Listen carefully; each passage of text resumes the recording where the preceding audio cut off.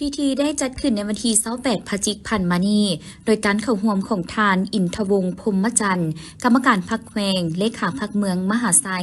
ทานมนุทองพงศวัสดิ์ห้องผู้นำแผนกวัฒนธรรมและการท่องเที่ยวแขวงขมวนทานทวีสุขนวลสวรรค์หัวหน้าห้องการวัฒนธรรมและการท่องเที่ยวเมืองพร้อมด้วยห้องการที่เกี่ยวข้องตลอดฮอดในบ้านและประชาชนภายในบ้านเข้าร่วมในพิธีได้รับฟังการผ่านบทสรุปการสร้างตั้งบ้านนาฮีเป็นบ้านวัฒนธรรมบ้านนาฮีเป็นบ้านหนึ่งที่ขึ้นกับเมืองมหาไซมีพลเมืองทั้งหมด425คนหญิง213คนมี80ครอบครัว85หลังคาเรือนมีเนื้อที่ทั้งหมด 2,542 กว่าเฮกตาร์ประชาชนส่วนใหญ่ยึดถืออาชีพเกษตรกรรมเป็นต้นปลูกฝังเลี้ยงสัตว์และอาชีพเฮ็ดนาเป็นส่วนใหญ่จากนั้นก็ได้ผ่านข้อตกลงของทานเจ้าแขวงขมวนว่าด้วยการยั่งยืนหับห้องเอาบ้านนาฮีเป็นบ้านวัฒนธรรมบ้านที่67ของเมืองมหาไซโอกาสที่มีความหมายความสำคัญนี้ท่านอินทวงศ์พรหมจันทร์ได้มีคำเห็นโอ้ล้มต่อพิธีซึ่งท่านได้แสดงความย่องยอสุ่มเสยต่อคณะรับผิดชอบสร้างบ้านวัฒนธรรมตลอดฮอดอำนาจการปกครองและประชาชนภายในบ้านที่ได้พร้อมกันเอาใจใส่จัดตั้งปฏิบัติเวียกงานอย่างรอบด้านจนสามารถยัดได้ผลสำเร็จพร้อมทางได้เน้นให้บ้านสืบต่อปกปักรักษาและเสริมขยายหมู่เสื้อวัฒนธรรมฮิตของประเพณีอินดีงามของตนรักษาหมู่เสื้อครอบครัวและบ้านวัฒนธรรมไว้ให้ยืนยงจากนั้นคณะประธานพร้อมด้วยภาคส่วนที่เกี่ยวข้องได้พร้อมกันเปิดป้ายบ้านและขึ้นลันคอง9 บาทเพื่อเป็นสิริมงคลให้แก่พิธีประกาศบ้านนาฮีเป็นบ้านวัฒนธรรมบ้านที่67ของเมืองมหาไซแขวงขมวนอย่างเป็นทางการ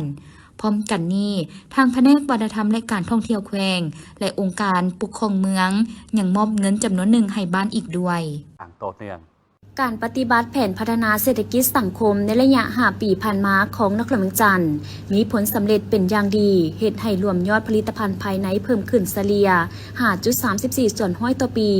โครงประกอบเศรษฐกิจมีการหันเปลี่ยนไปตามทิศกำหนดการผลิตอุตสาหกรรมขยายตัวในระดับดีสมควรหัวหน่วยอุตสาหกรรมปรุงแต่งและหัตถกรรมก็ขยายตัวซึ่งสามารถผลิตสินค้าได้906รายการและสามารถทดแทนการนำเข้าได้38รายการการส่งเสริมการท่องเที่ยวอันพ้นเด่นแม่นได้รับรางวัลเมืองท่องเที่ยวอาเซียนและเมืองวัฒนธรรมอาเซียนพร้อมนี้ก็มีนักท่องเที่ยวเพิ่มขึ้นเฉลี่ยเกือบ5 ล้านคน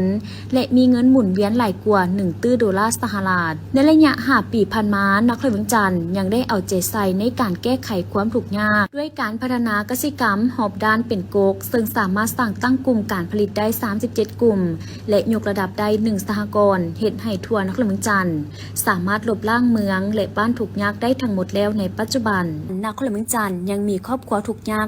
899ครอบครัวซึ่งคะแนนการเกี่ยวข้องของนครเมืองจันทร์และเมืองได้สุมงบประมาณใส่โครงการต่างๆเพื่อพัฒนาชนบทและแก้ไขความทุกข์ยากของประชาชนอย่างต่อเนื่องในนี้งบประมาณการลงทุนของรัฐในปี2024มีมูลค่า190กว่าตื้อกีบใช้ในการพัฒนาพื้นฐานโครงหลังเป็นต้นเส้นทางระบบสื่อสารชลประทานน้ำสะอาดศูนย์บริการเทคนิคกสิกรรมตลาดสุขศาลาโรงเรียนและสิ่งสาธารณูปโภคอื่นๆนอกจากนั้นยังมีงบประมาณช่วยเหลือลาและกู้ยืมจากธนาคารโลกธนาคารอาซีในการจัดตั้งปฏิบัติโครงการจำนวน9โครงการเฮ็ดให้การพัฒนาชนบทดีขึ้นเรื่อยๆสามารถสร้างบ้านพัฒนาได้379บ้านเท่ากับ78ส่วนห้อยคุณภาพชีวิตการเป็นอยู่ของประชาชนบรรดาเผ่าได้รับการพัฒนาดีขึ้นเป็นก้าวในปี2024นครเมืองจันทร์ยังได้สำเร็จการแก้ไขครอบครัวทุกข์ยาก 1,129 ครอบครัว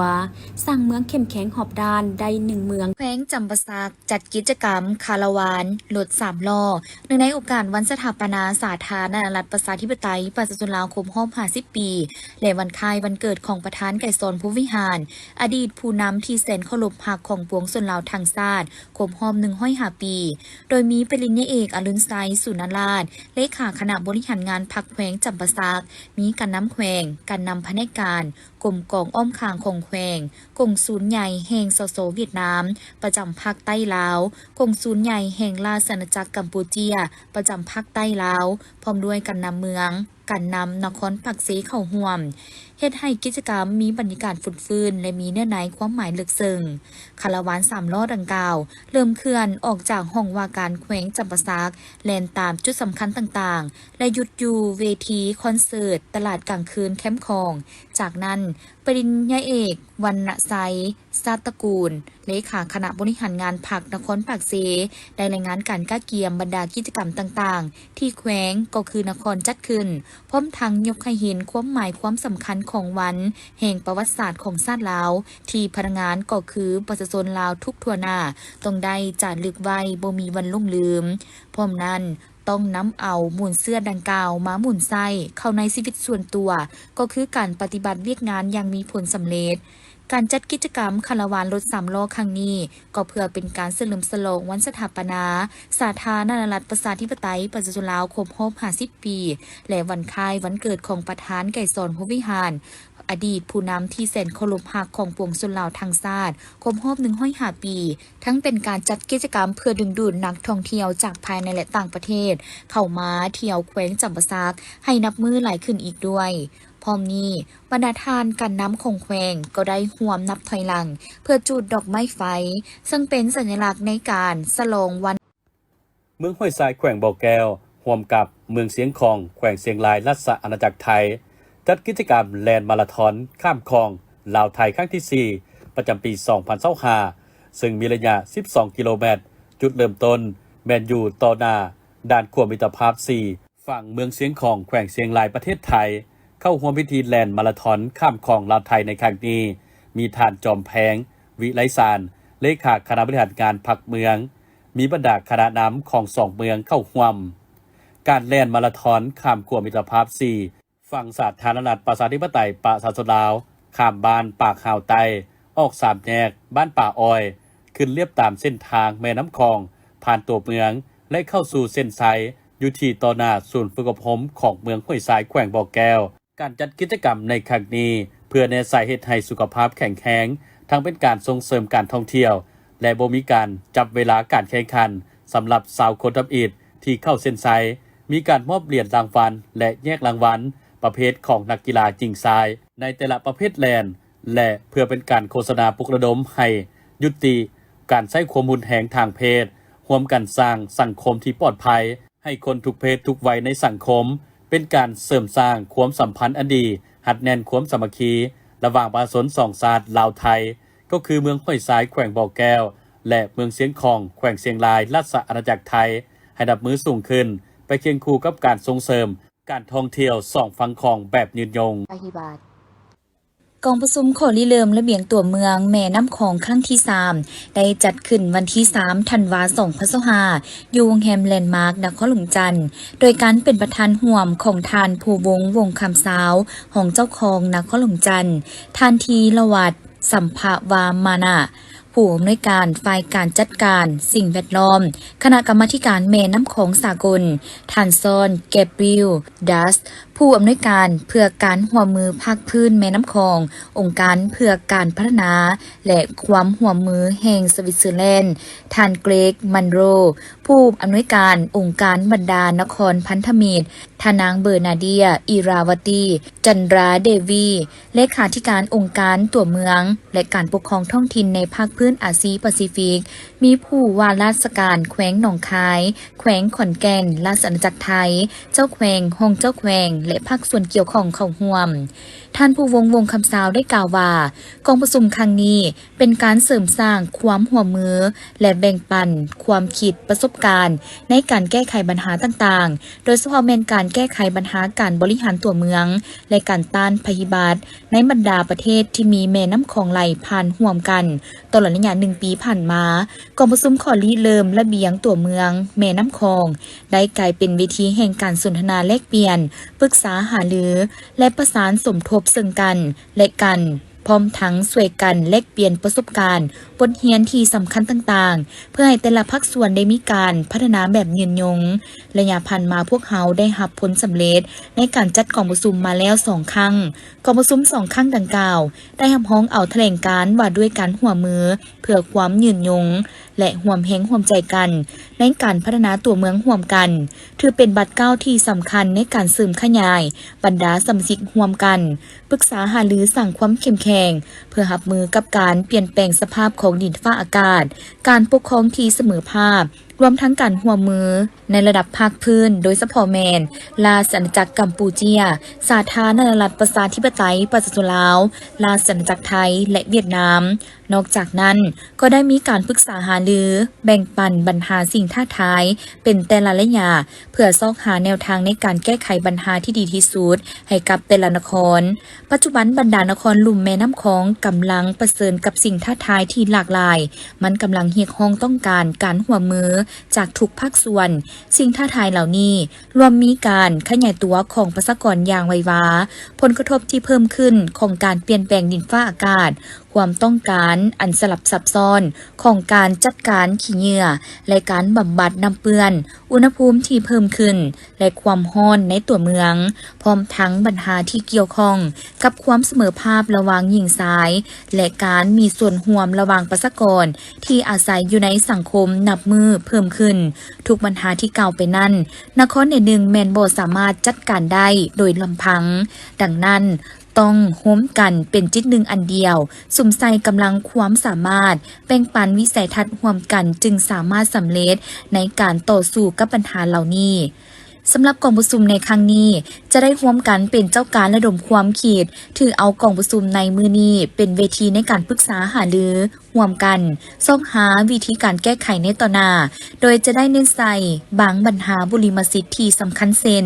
การแก้ไขธรรมชาติสำหรับการลดผ่อนความเสี่ยงภัยพิบัติเพิ่มทวีนโยบายและเทคโนโลยีในการคุ้มครองสิ่งเสียดเรือและน้ำการสร้างตัวเมืองสีเขียวที่เข้มแข็งและยืนยงปรับปรุงการวางแผนพังตัวเมืองเพื่อรับประกันชีวิตการเป็นอยู่ของพลเมืองให้ดีขึ้นส่งเสริมโอกาสการจ้างงานของแม่หญิงสาวหนุ่มและผู้ด้อยโอกาส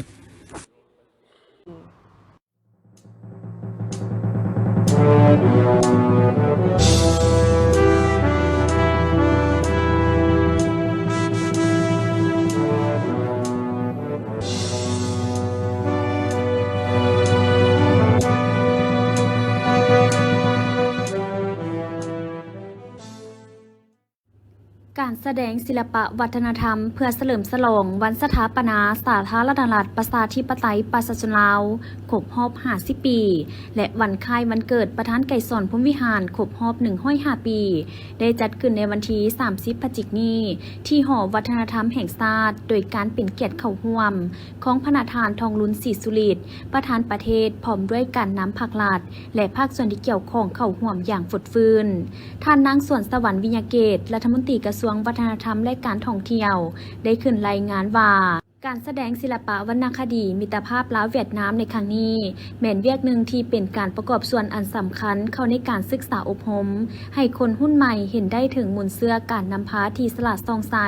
พิละอาจหารละอิดละเอียวยุ่งยากทั้งสอดคล้องถึงไสยชนะและผลสำเร็จที่สง่างามของพรรคเฮาในการนำพาตลอดระยะต่อสู่ปลดปล่อยชาติก็คือการนำพาสร้างสาพัฒนาประเทศชาติอันแสนหักและห่วงแหนของคนลาวการแสดงในครั้งนี้ยังจะได้ส่องแสงให้เห็นถึงสายพัวพันมิตรภาพอันยิ่งใหญ่ความสามัคคีพิเศษการร่วมมือหอบด้าน2 ภาค 2 รัฐและประชาชน2 ชาติลาวเวียดนามลาวโดยผ่านเนื้อห้องทำนองเพลงบรรดาบทฟ้อนบทแสดงต่างๆบรรดารายการแสดงที่มีการผสมประสานแบบลักษณะพื้นเมืองที่เป็นเอกลักษณ์และการประยุกต์ใหม่เพื่อให้เข้ากับยุคสมัยในระยะใหม่ล้วนแต่มีความหมายและมีความสำคัญเป็นอย่างยิ่ง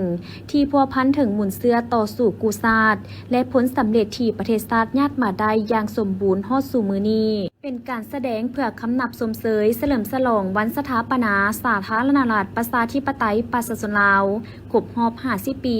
และวันคล้ายวันเกิดประธานไกรสอนพรหมวิหารครบรอบ105 ปีซึ่งประกอบมีการเสพดนตรีวงออร์เคสตราเพลงไสยชนะเสียงขวงเพลงไสยชนะเส้นทางเหล็กเก้าละครสวรรค์ กรล้ำลึกประธานไก่สอนพรหมวิหารล้ำโดยนักแสดงจากวิทยาลัยศิลปะแห่งชาติกองศิลปากรปกสและมสหุ่งเฮือง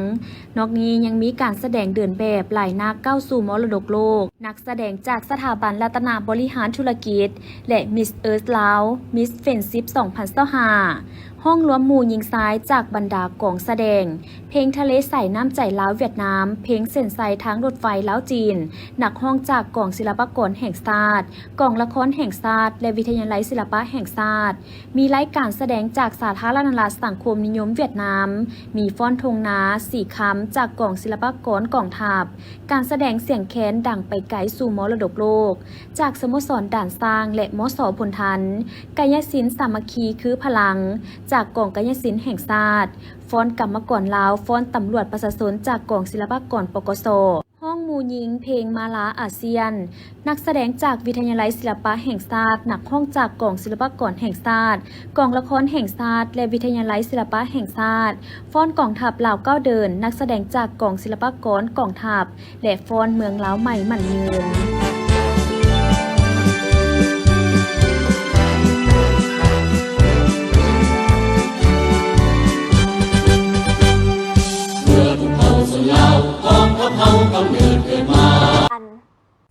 ในวันที่29 พฤศจิกายน 2025ที่ศูนย์การค้าภาคสั้น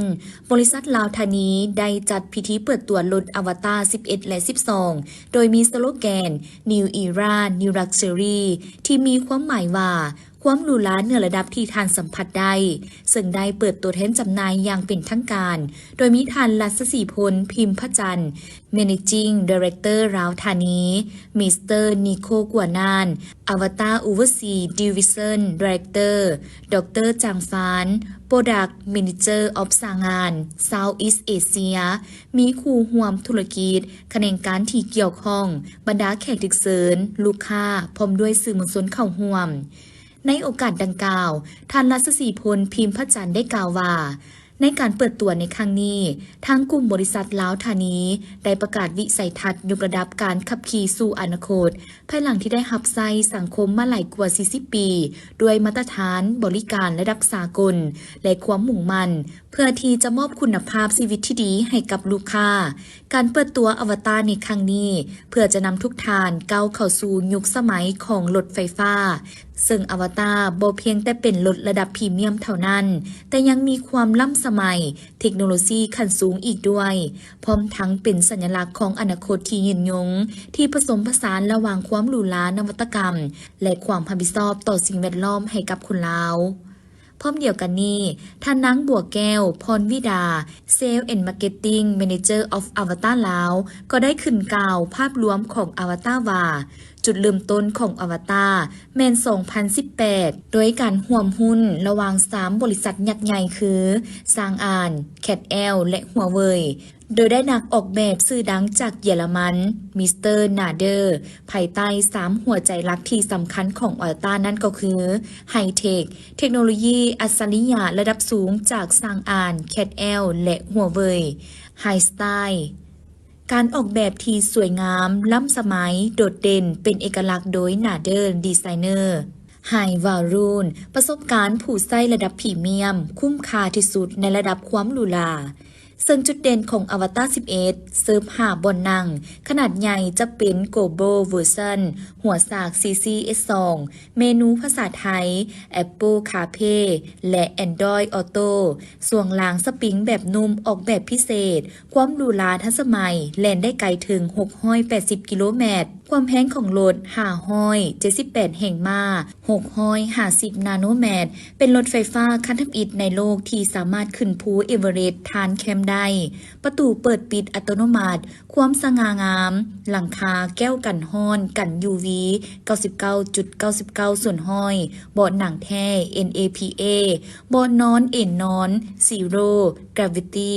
ลำโพง High End Meridian 25 หน่วยระบบจอดอัตโนมัติความส สะดวกสบายเบาะหน้าปรับได้ 14 ทิศทาง ระบบนวดแบบสปาแว่นเบื้องหลังแบบดิจิตอลแจ้งดี ทั้งกลางเว้นและกลางคืนช่วยการขับขี่ปลอดภัย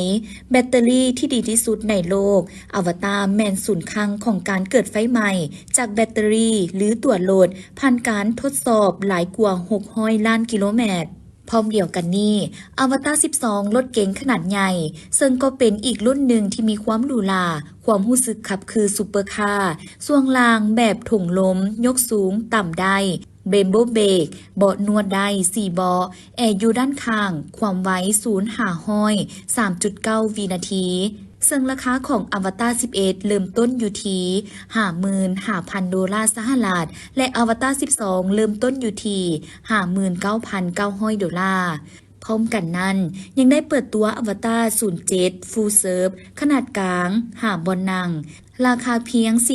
42,900 ดอลลาร์ ที่เป็นรุ่นขายดี เข่าลาว9คัน ขายหมดภายในเวลา 2 อาทิตย์ การันตีได้ว่า ด้วยคุณภาพและการออกแบบที่สวยงาม พร้อมทั้งตอบโจทย์การใช้งานตัวจริงของผู้สวมใส่ในลาว ยิ่งไปกว่านั้นสำหรับลูกค้าที่ออกรถจากอวตารลาวแม่นมีบริการหลังการขาย โดยทีมงานสร้างที่เป็นมืออาชีพ พร้อมทั้งรับประกันแบตเตอรี่ และมอเตอร์ 8 ปี 160,000 กิโลเมตร แถมตู้สาก 11 กิโลโวลต์ในรถทุกคัน พิเศษเฉพาะลูกค้าที่จองภายในงานแม่นจะได้รับของแถมและส่วนลดสุดพิเศษจากอวตาร New Era New Luxury ความหรูหราเหนือระดับที่ท่านสัมผัสได้ที่อวตารลาวสำหรับท่านใดที่สนใจสามารถสอบถามข้อมูลเพิ่มเติมได้ที่ห้องขายศูนย์การค้าภาคสั้นใต้ดิน หรือเข้าไปทดสอบขับและสัมผัสตัวจริงได้ที่ลาวธานีกลจักรหลัก7บ้านศรีวิไลเมืองไซธานีนครหลวงจันทร์ซุมจัดขึ้นในวันที่ 3 ธันวาคม 2025โดยการเป็นประธานของสหายบุญมาดวงมาลสินเลขาหน่วยภาคหัวหน้ากรมจัดตั้งพนักงานองค์การอัยการประชาชนสูงสุดมีคณะหน่วยภาคผู้ต่างหน้าจากกรมกวดกาและบรรดาสมาชิกพรรคสมบูรณ์สำหองภายในเข้าร่วม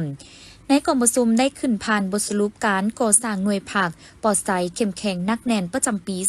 2025เป็นต้นแมนขณะหน่วยภาคสมาชิกภาคได้เป็นเจ้าการนำพาจัดตั้งปฏิบัติในการก่อสร้างหน่วยภาคปลอดภัยเข้มแข็งนักแน่นบนพื้นฐานถือเอาการดำเนินชีวิตการเมืองภายในภาคติดพันกับการเฮ็ดเวียกงานศึกษาอบรมการเมืองนำพาแนวคิดในใส่ให้พนักงานสมาชิกพรรคภายในกลุ่มมีแนวคิดอุ่นเอียนทุนเที่ยงเสื่อมซึมกำแน่นแนวทางนโยบายของพรรคกฎหมายของรัฐข้อกำหนดกฎระเบียบของพรรคมีความเข้าใจต่ออุดมการณ์ของพรรคภายในพรรคมีความสงบมีความสามัคคีเป็นปึกแผ่นแน่นหนารักษาได้ความนักแน่นทางด้านคุณธาตุการเมืองมีความจงรักภักดีต่อพรรคต่อประเทศชาติมีความกระตือรือร้นต่อการปฏิบัติหน้าที่การเมืองภายในกลุ่มได้เป็นอย่างดีสหายบุญมาดวงมาลสินยังได้เน้นหนักให้หน่วยภาคเอาใจใส่ศึกษาอบรมเวียกงานการเมืองแนวขีดติดพันกับการสร้างมหาชนเข้าพรรคเพิ่มขึ้นเสริมขยายทัดแท้ของพรรคยกสูงคุณธาตุการเมืองคุณสมบัติศีลธรรมปฏิวัติปรับปรุงแบบแผนวิธีเฮ็ดเวียกรวมศูนย์ประชาธิปไตยเฮ็ดเวียกเป็นหมู่คณะติดพันกับการสร้างความสามัคคีภายในให้แน่นแฟ้นพร้อมกันเฮ็ดสำเร็จทุกหน้าที่ภาครัฐเป้าหมายสร้างหน่วยภาคปลอดภัยเข้มแข็งนักแน่นให้ได้ตามคาดหมายที่หวังกองประชุมจัดขึ้นในวันที่ 4 ธันวาคม 2025โดยการเป็นประธานของสหายนางพรเพชรอุ่นแก้วห้องหัวหน้าองค์การอัยการประชาชนสูงสุดมีเลขาหน่วยภาคคณะหน่วยภาคผู้ต่างหน้าจากกรมจัดตั้งพนักงานและกลุ่มกวดกาบรรดาสมาชิกพรรคสมบูรณ์สำหองภายในหน่วยภาคเข้าร่วมในกองประชุมได้ขึ้นผ่านบทสรุปการก่อสร้างหน่วยภาคปลอดภัยเข้มแข็งนักแน่นประจำปี 2025เป็นต้นแมนคณะหน่วยภาคสมาชิกพรรคได้เป็นเจ้าการนำพาจัดตั้งปฏิบัติในการก่อสร้างหน่วยภาคปลอดภัยเข้มแข็งนักแน่นบนพื้นฐานถือเอาการดำเนินชีวิตการเมืองภายในภาคติดพันกับการเฮ็ดเวียกงานศึกษาอบรมการเมืองนำพาแนวคิดแนะใส่เฮ็ดให้พนักงานสมาชิกพรรคภายในกรมมีแนวคิดอุ่นเอียงทุนเทียงเสื่อมซึมกำแน่นแนวทางนโยบายของพรรคกฎหมายของรัฐข ข้อกำหนดกฎระเบียบของภาคมีความเข้าใจต่ออุดมการณ์ของภาคภายในภาคมีความสงบมีความสามัคคีเป็นปึกแผ่นแน่นหนารักษาได้ความนักแน่นทางด้านคุณธาตุการเมืองมีความจงรักภักดีต่อภาคต่อประเทศชาติมีความกระตือรือร้นต่อการปฏิบัติหน้าที่การเมืองภายในกรมได้เป็นอย่างดีสหายนางพรเพชรอุ่นแก้วยังได้เน้นหนักให้หน่วยภาคเอาใจใส่ศึกษาอบรมเวียกงานการเมืองแนวคิดติดพันกับการสร้างมหาชนเข้าภาคเพิ่มขึ้นเสริมขยายถาดแท้ของภาคยกสูงคุณธาตุการเมืองคุณสมบัติสินธรรมปฏิบัติปรับปรุงแบบแผนวิธีเฮ็ดเวียกรวมศูนย์ประชาธิปไตยเฮ็ดเวียกเป็นหมู่คณะติดพันกับการสร้างความสามัคคีภายในให้แน่นแฟนพร้อมกันเฮ็ดสำเร็จทุกหน้าที่ที่ภาครัฐมอบหมายสร้างหน่วยภาคปลอดภัยเข้มแข็งนักแน่นให้ได้ตามคาดหมายที่วางไว้การน้ำแขวงสยามบุรีน้ำโดยทันดวงตาไซวุฒรองเลขาพักแขวงลงขึ้นไหวเยี่ยมยามฮุกหมอแขวงสยามบุรีให้เกียรติต้อนรับของดร.นางไก่ยศรศรีดาหัวหน้าแผนกสาธารณสุขแขวงพร้อมด้วยคณะนำของฮุกหมอแขวงและพนักงานแพทย์หมอเข้าร่วมดร.พิศมรไสยเดชอำนวยการฮุกหมอไสยบุรีได้รายงานย่อการเคลื่อนไหววิกงานปี2025ซึ่งได้ยกให้เห็นผลงานในด้านดีด้านอ่อนข้อคงข้างและบทเรียนที่ถอดถอนได้และวิธีการแก้ไขเพื่อปรับปรุงในต่อหน้าในโอกาสที่ทานได้มาเยี่ยมยามในครั้งนี้ก็ได้ให้เกียรติโอ้ล้มต่อพนักงานแพทย์หมอซึ่งก่อนอื่นหมดท่านได้แสดงความย่องยอสมเสยต่อผลงานที่บรรดาแพทย์หมอย่านมาได้และเรียกร้องให้คณะอำนวยการห้องหมอจงสืบต่อศึกษาอบรมการเมืองแนวคิดให้พนักงานภายในทุกสหายเอาใจใส่บุกบืนห้าวหันมีความเสียสละมีจรรยาบรรณมีความอุ่นเอียงทุนเทียงต่อหน้าที่วิกงานตามการมอบหมายมีการแบ่งความรับผิดชอบอย่างจะแจ้งสืบต่อปรับปรุงอาคารสถานที่บริการให้ดีกว่าเก่าสิ่งสำคัญบรรดาแพทย์หมอต้องสืบต่อปฏิบัติหน้าที่วิชาเฉพาะของตนให้ประสบผลสำเร็จพร้อมกันนี้ท่านก็ยังได้มอบกระตาดอกไม้และเงินจำนวนหนึ่งให้ห้องหมอแขวงพร้อมทั้งเยี่ยมยามเบิ่งคนเจ็บที่มาใช้บริการและนอนปิ่นปัวอยู่ห้องหมอตื่มอีก